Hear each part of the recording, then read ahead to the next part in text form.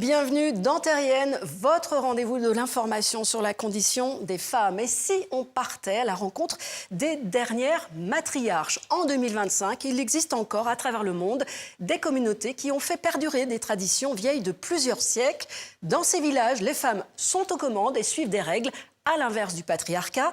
Nadia Ferrouki est journaliste et photographe. Depuis plusieurs années, elle s'intéresse à ces sociétés qui, au fil du temps, ont tendance à disparaître. Dans toutes ces sociétés-là, il y a vraiment une sorte d'équilibre qu'on retrouve entre les hommes et les femmes, où chacun a plus ou moins sa place. Et surtout, la femme ne cherche pas à dominer l'homme. C'est ça qui est vraiment important. Alors là où elle a le pouvoir, on va dire, entre guillemets, c'est surtout dans les sphères économiques, dans tout ce qui est voilà, le budget de la famille. C'est elle qui transmet, donc matrilinéaire, c'est elle qui transmet les terres, les biens aux filles uniquement, donc c'est les filles qui héritent et non les garçons, d'où matrilinéaire. Ensuite, il y a matrilocale, donc là c'est lorsque l'homme quitte son clan et s'installe dans le clan de la femme. Justement, en direction la Chine, chez les Mosso, une communauté de 40 000 personnes environ, une société qui perpétue la tradition matrilinéaire et matrilocale.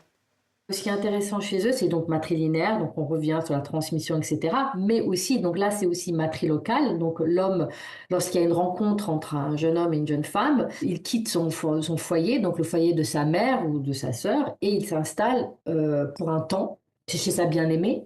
Et ensuite, si elle veut plus de cette relation, il doit repartir, donc il retourne ou chez sa mère ou chez sa sœur.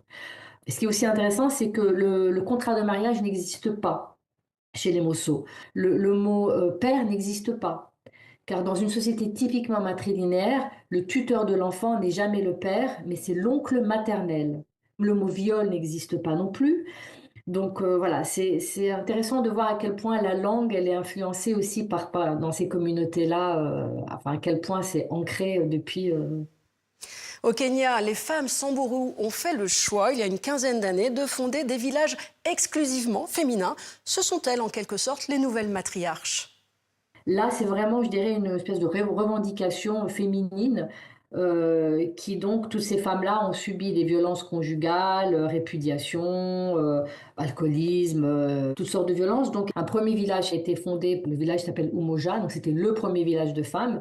Elles ne sont pas contre les hommes, hein. Elles peuvent tout à fait aussi avoir des relations amoureuses si elles le désirent, mais hors du village. Et si elles décident de refaire leur vie avec un homme, il n'y a pas de problème, mais elles ne peuvent plus résider dans le village.